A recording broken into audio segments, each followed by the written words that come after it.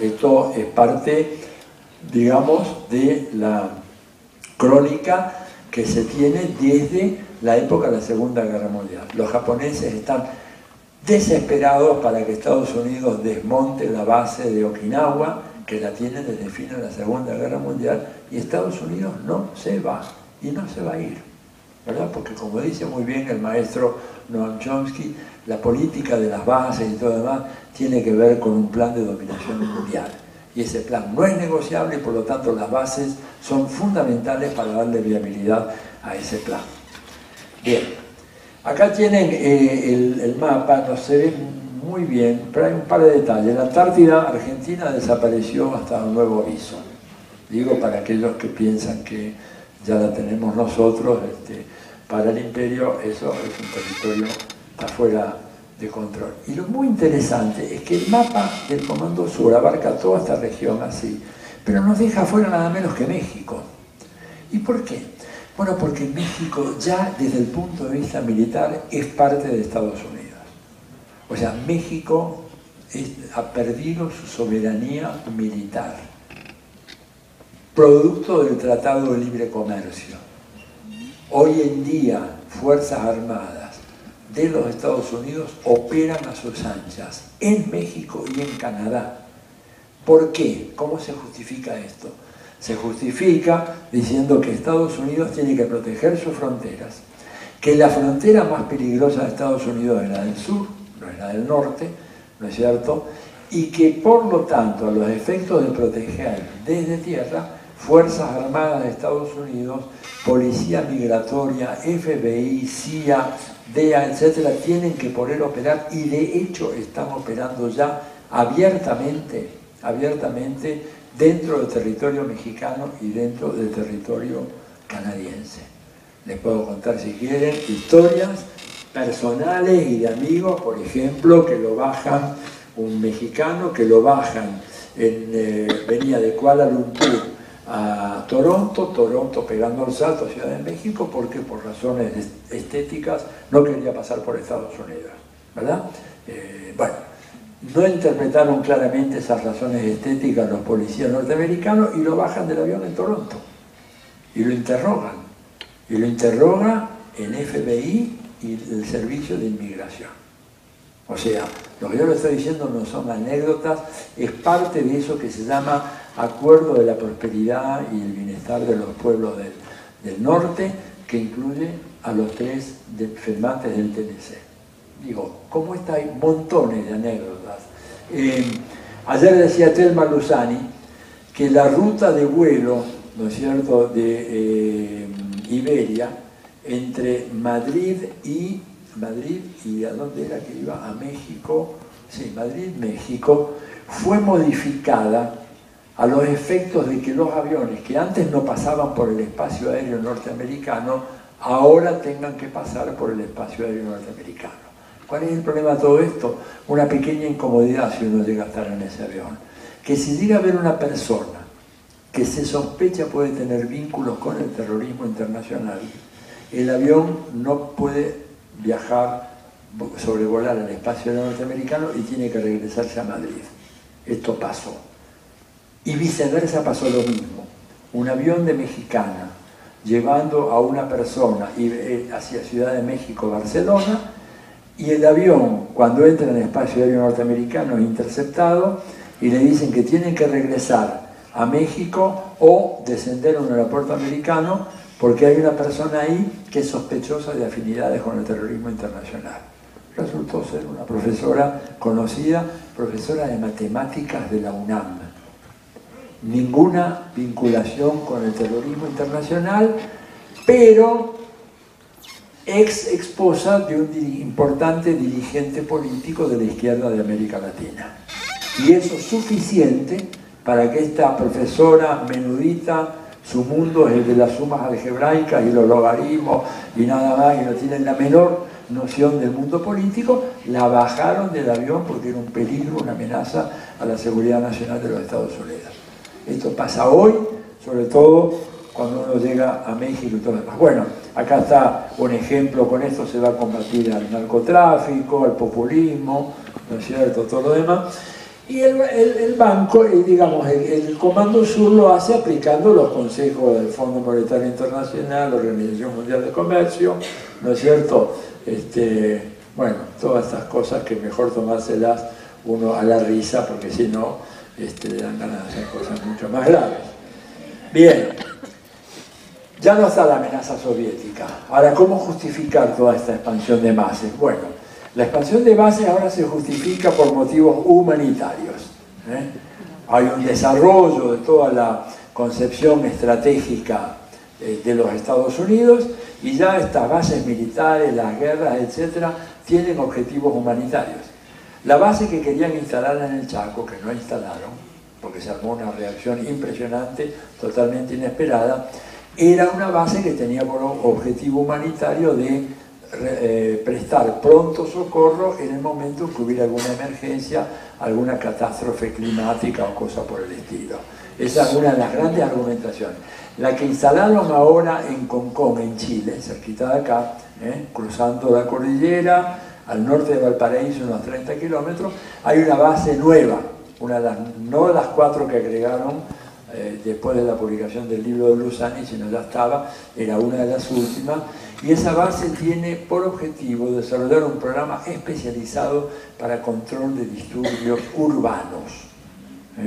O sea, control de disturbios urbanos, nada menos que en un país como Chile, en donde tienen ahí el tema de los mapuches, que está agitándose cada vez más, y el tema de la protesta estudiantil, que es el gran desafío que tiene junto con los mapuches el gobierno, los sucesivos gobiernos de Chile. Le instalaron una base especializada para hacer ahí un postdoc en formas de reprimir, ¿no es cierto?, movimientos urbanos con tecnología del estado de arte. Por supuesto, crimen organizado, ciberataque, es una cuestión que cada vez está más sobre el candelero. Hay que entender lo de Julian Assange un poco en este contexto. Si Assange llega a ir a Estados Unidos, no vuelve a ver la luz del sol en su vida. Si tiene suerte, si no lo matan de una manera salvaje, bueno, por supuesto el populismo. Fíjense lo que es el tema de los presupuestos militares. De vuelta a Estados Unidos, los grandes presupuestos militares acá, Estados Unidos, hoy por hoy, es la mitad del presupuesto militar mundial. Hace 20 años Estados Unidos tenía un presupuesto militar tan grande como el de los 12 países que le seguían en gasto militar. Hoy, él solo equivale a todo el resto del planeta junto. ¿Verdad? Un presupuesto fenomenal. Ya superó el billón de dólares, o sea, el millón de millones de dólares. Algunos de ustedes me van a decir, bueno, no, pero en la prensa se dijo que eran 770, 780 mil millones. Sí, claro. Lo que pasa es que en la prensa no dicen toda la verdad.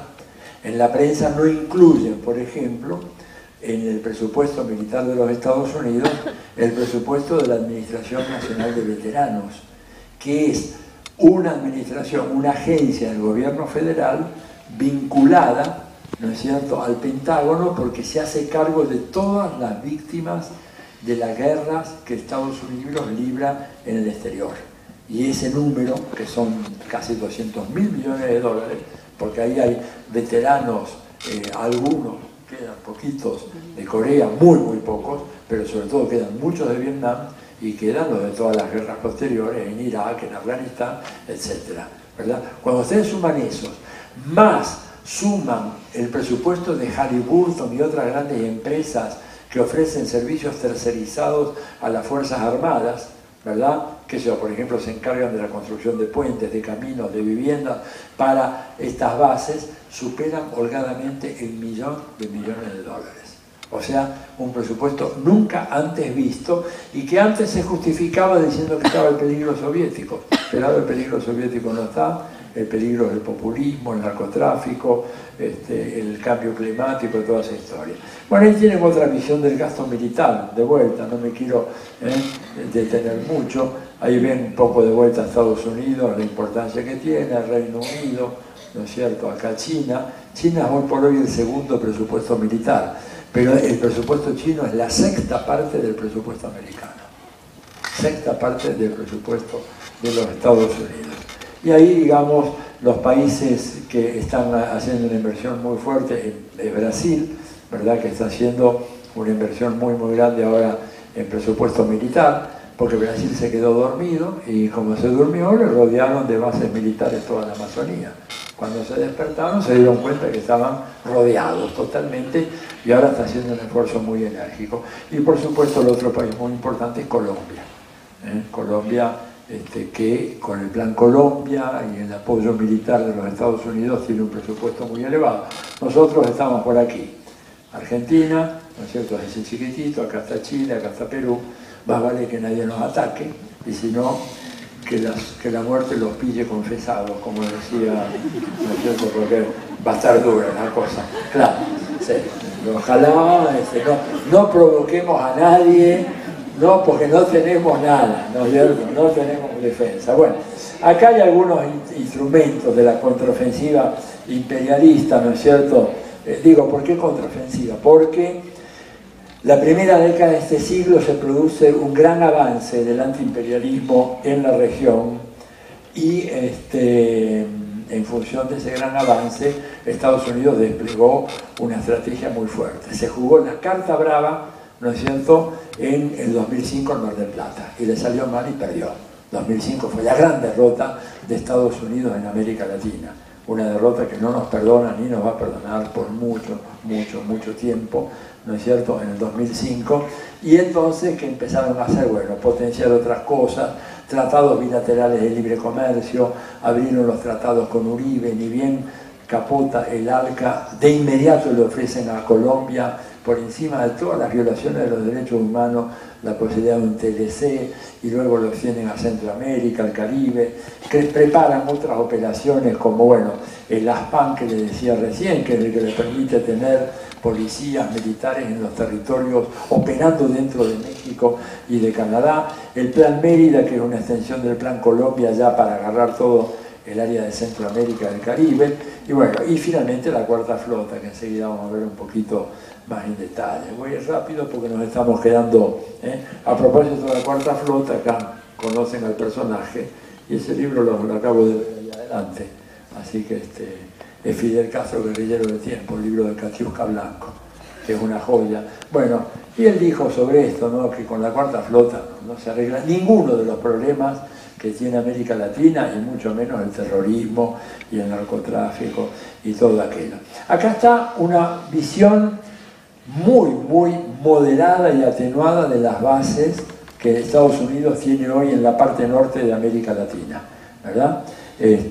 ¿Por qué le digo muy atenuada? Porque este mapa es relativamente viejo. Si hoy en día estamos reelaborándolo y va a ser un mapa mucho más denso, pero fíjense ustedes, tienen la base acá, Cayena, tienen las bases las 7 bases colombianas, la base de Manta, que ya no está, pero ha sido reemplazada por una base que está al sur, la que le decía yo en Piura, que está un poquito más al sur, en la frontera, ¿verdad? Y acá, en Panamá, el Martinelli, que fue el gobernante que sucedió a Torrijos, hijo, para congraciarse con Estados Unidos y realmente de alguna manera recompensar por el daño causado por Torrijos, que no sé cuál fue, le concedió 4 bases militares, 2 a ambos lados del istmo centroamericano, ¿no es cierto? Y acá tienen la base de Aruba y Curazao, que están a menos de 50 kilómetros de la costa venezolana.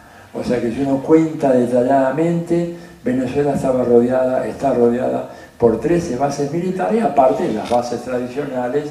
Acá hay una en Granada, acá está Guantánamo, la gran base militar aeronaval y militar de Guantánamo, ¿no es cierto? Acá está la base en Puerto Rico, ¿no es cierto?, la base Roosevelt, y acá son las bases que están en El Salvador, la base de Comalapa y la base Sotocano en Honduras. En Honduras agregaron 3 bases más ahora ahí.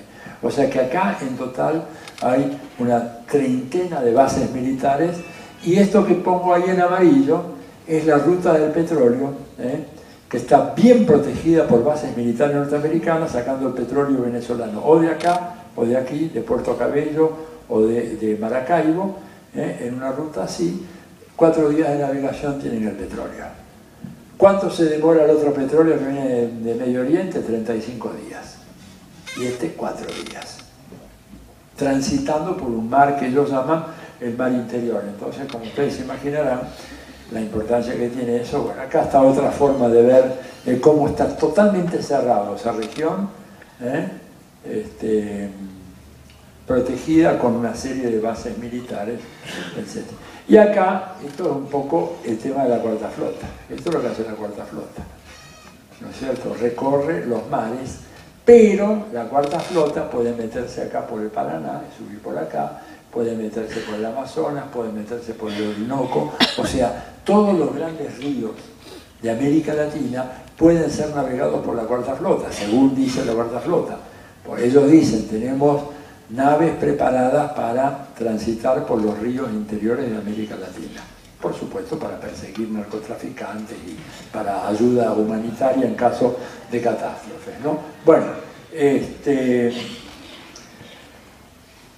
mapita, interesante, porque es la manera como en algunas escuelas secundarias enseñan geografía en la madre patria, ¿no? Miren qué raro el mapa, porque todo esto era parte de Brasil, de Colombia, de Venezuela, de Bolivia, de Ecuador, es el núcleo de la selva amazónica, y está en blanco. ¿Por qué está en blanco? Porque no se reconoce jurisdicción sobre ese territorio. O sea, ese territorio, como dicen así subrepticiamente, es un territorio como la Antártida. Nadie puede plantar una bandera en la Antártida y decir, aquí estoy yo, esto me pertenece. Territorio de jurisdicción universal.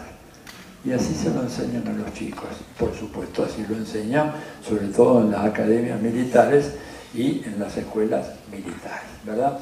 Bueno, voy terminando porque quiero tener un rato. A mí me preocupó después de hacer todo esto, me empecé a ser aficionado a los mapas, ¿no es cierto? Claro, porque uno se empieza a entorpecer a ver por dónde viene la invasión, dónde van a meter nuevas bases. Y me encuentro con ese mapa, que es el mapa común y corriente, ¿no es cierto? Si nos piden una fotografía del planeta Tierra, le damos eso. Pero resulta que ese mapa es un mapa trucho, que el mapa real de la Tierra es este, ¿verdad? El mapa con la proyección de Peters.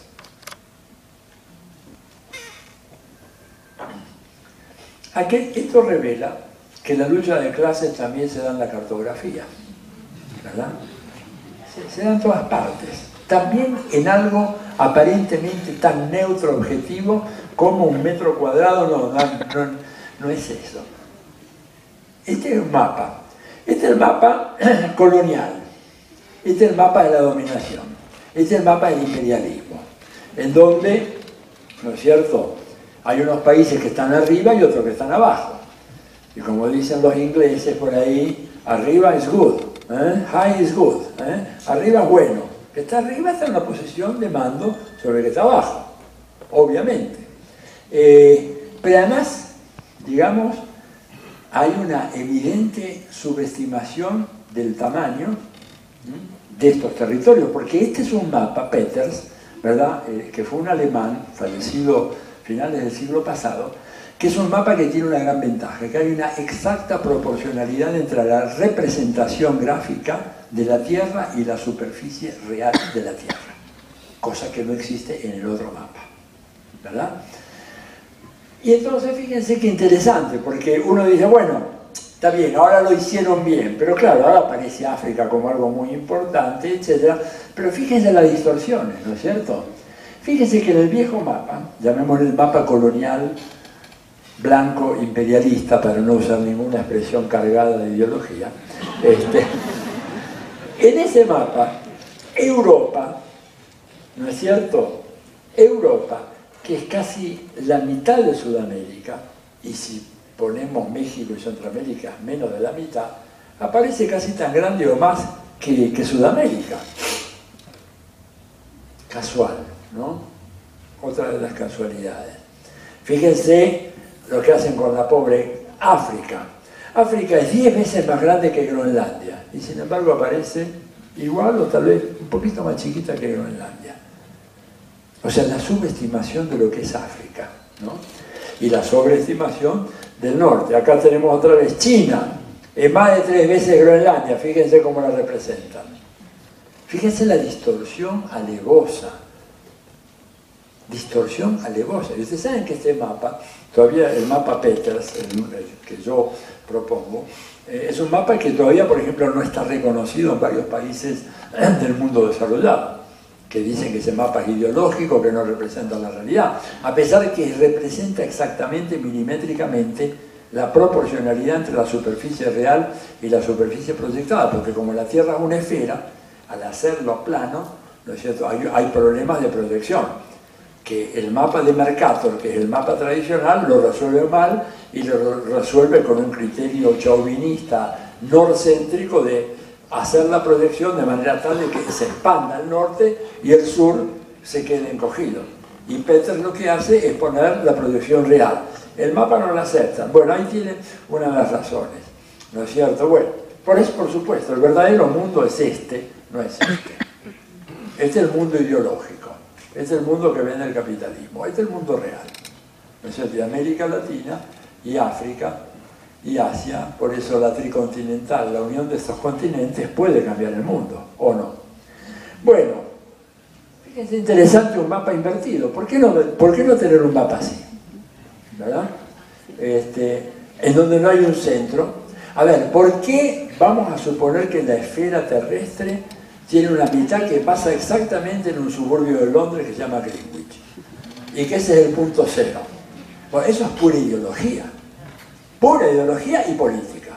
No tiene ningún fundamento geográfico, geológico, nada. Es simplemente, ¿no es cierto?, una opción de carácter ideológico. Aunque tiene una representación diferente del mapa, muy interesante. Quienes están abajo ahora son los que están arriba, ¿no es cierto? Y además se ve acá Rusia como una cosa mucho más importante que cuando se la ve de la otra manera. Pero hay otras formas de ver el mapa. Acá miren cómo lo ven los chinos, ¿no es cierto? Para los chinos, digamos, ubicados casi ellos en el centro, porque dicen, ¿por qué va a estar Greenwich en el centro? Estamos nosotros, ¿no? Claro, se ubican en el centro, ¿verdad?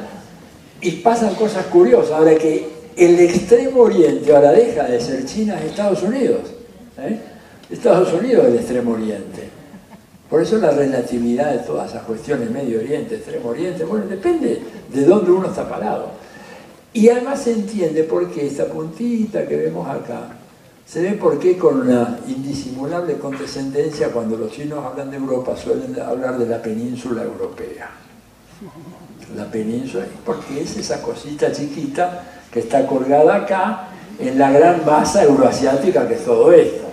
Entonces es razonable que ellos viendo el mapa así digan la península europea y no hablen de Europa como hablamos nosotros. Acá una versión Lacan Pop del mapa, ¿no es cierto?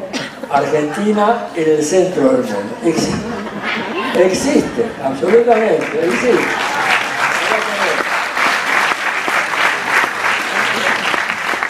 Estados Unidos hundido allá del sur, ¿no es cierto? Nuestra venganza, nuestra venganza. O sea, esto que decía, hay muchas maneras de representar el mundo, hay muchas maneras. Y creo que, me parece a mí que cuando uno mira todos estos mapas, tiene que también tener en cuenta de que, así como los mapas pueden verse de manera muy diferente, la realidad internacional también. Tenemos que tener la osadía de decir, veamos las patas para arriba. Veámosla desde otro ángulo, veámosla desde otra perspectiva, no aceptando, ¿no es cierto?, no aceptando la idea. Conocido, ahí con el capital bajo el brazo, y una versión modificada de la Estatua de la Libertad. Porque, digamos, se trata de cambiar el mundo. Y se trata de cambiar el mundo, este hombre nos puede dar algunas buenas ideas. No van a ser todas, ¿verdad?, las ideas que necesitamos, pero yo llegué a la conclusión de que sin las ideas de él no vamos a cambiar el mundo. Que las ideas de él no alcancen, que necesitamos otras ideas también, claro, por supuesto que sí.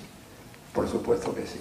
Pero sin este señor, y fíjense que ahora, con la crisis, resulta que a este señor lo están estudiando muy seriamente en los países desarrollados y los propios pensadores de la derecha, porque se ve que algo se les escapó. Les cuento una pequeña anécdota para entender y con esto cierro y hacemos preguntas. En Londres hay una escuela muy famosa una escuela de economía que es la London School of Economics and Political Science, o sea, economía y ciencia política.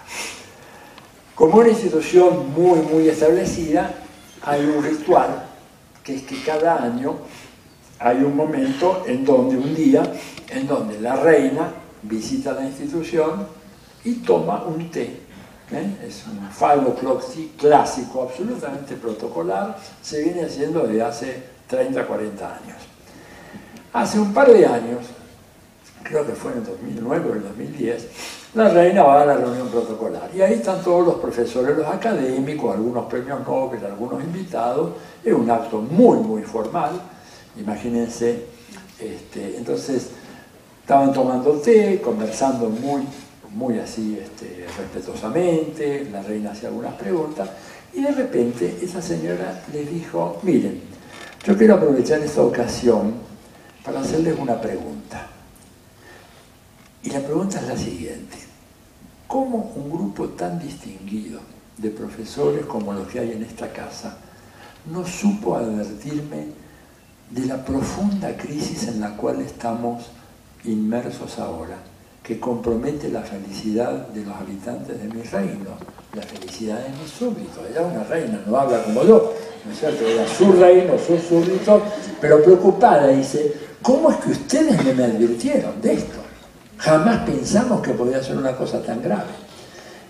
Bueno, imagínense la perplejidad de estos académicos, porque el problema que hay es que ustedes saben que las reglas del protocolo, y si no las saben las cuento ahora, en el trato con la reina uno no le puede preguntar a la reina, uno solo puede responder si la reina le habla o la reina le pregunta. Bueno, dice: ¿qué tal? ¿Qué onda? ¿Qué pasó? ¿No? O sea, no le puede dar la espalda, tiene siempre que estar así, ¿verdad? Y entonces los tipos se quedaron muertos porque no esperaban esa pregunta.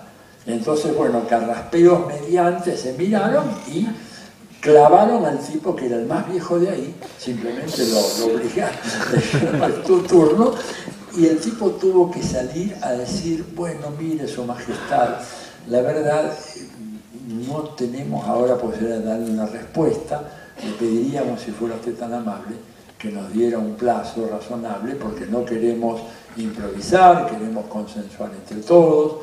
Empezó a dar un rollo, usted sabe, de diferentes escuelas. Bueno, dice, le dijo a la reina: me parece muy bien, hubiera sido bueno llevarme una respuesta, pero mándenmela por favor porque me preocupa mucho. Bueno, los tipos tardaron casi 6 meses en darle la respuesta. Y la respuesta de la reina es, digamos, un certificado de función para la ciencia económica burguesa o oficial que realmente no sirve casi para nada, ¿verdad? Lamento si hay algún economista en la sala, pero en general la economía dejó de ser una ciencia hace mucho tiempo, salvo algunos pocos que todavía trabajan con cierta seriedad, el resto, dicho esto por algunos de los economistas más importantes, ¿verdad? Como, qué sé yo, por ejemplo, el propio Paul Krugman. Bueno, lo que le dijeron a la reina después de 6 meses es que, bueno, nosotros, la verdad que los economistas hemos estado durante mucho tiempo concentrados, ¿verdad?, en el tema de los flujos financieros y nos hemos olvidado o hemos dejado de lado el análisis de los problemas estructurales de la economía. Y por lo tanto, tan obsesionados estábamos por entender el carácter endemoniado, tan dinámico, tan febril de los flujos financieros en una economía donde cada vez más se mueve por este factor financiero, que descuidamos esto otro, y eso fue la causa de nuestra incapacidad de predecir. Le pedimos disculpas, etc. Bueno, esto le da una idea a ustedes de por qué este señor puede decirnos muchas cosas, porque la conclusión que sacaron muchos de ellos fue: vamos a reírlo otra vez a ver qué es lo que este viejo tiene que decir, porque evidentemente que los instrumentales nuestros, toda esa pseudo precisión de la matematización que oculta simplemente una ignorancia supina sobre los factores fundamentales que hacen a la vida económica, no fueron suficientes para entender una crisis como esta. Bueno, esa anécdota y muchas otras historias. Espera, me salté uno, claro. Cambiar el mundo, si esto lo podrán cambiar, bueno, esto vamos rapidito, ¿no es cierto? Esto no lo van a cambiar, seguro. Esta tampoco. Rajoy con sus tijeras tampoco esto. Este para una fiesta sí también. Es de primera. Saben que en Italia todo el mundo dice era un político, un canalla, pero cómo me hubiera gustado ir a una de sus fiestas. Bueno, y hay una resistencia que crece, por eso todos estos cambios. Acá vemos, por ejemplo, estudiantes colombianos, ¿no es cierto? Bueno, acá están las chilenas Camila y Carol, lo fueron a visitar ahí a Fidel, ¿no es cierto? La resistencia a los avances de la minería, es decir, toda gente que está tratando de construir un mundo nuevo, ¿verdad? La lucha de los mapuches. Ustedes saben que la ley terrorista en Chile es del año 84. No fue pedida por Estados Unidos, fue original propia de Pinochet. La desgracia es que después los gobiernos democráticos, entre comillitas, que vinieron después, mejoraron la ley. O sea, la hicieron más dura, más represiva, ¿no? Mejoraron en el sentido de que lo que tiene que ser una ley antiterrorista. Una lucha de esos pueblos originarios también para evitar que la biodiversidad se convierta en esto, en un mar de soja. Esto es un desastre. Si la naturaleza tiene algo, es la diversidad. La naturaleza no existe así, digamos. Esto es lo más antinatural del mundo, ¿verdad? Esto es una locura. Y este es el mundo de la sojización, ¿verdad? Argentina está avanzando aceleradamente a ser una sociedad, un campo prácticamente, absolutamente sojero, ¿verdad? Bueno, de vuelta, este señor, y qué sé yo, algunos de estos chimentos y estas cosas las pueden ver ahí, digo, en el blog, este blog mío, toda esta anécdota sobre la reina de Inglaterra contada por David Harvey. Les pido que, bueno, si quieren pueden entrar ahí y mirar. Y de paso hay dibujitos y caricaturas muy lindas. Bueno, paro acá y ahora sí los escucho y vemos qué podemos hacer. Gracias.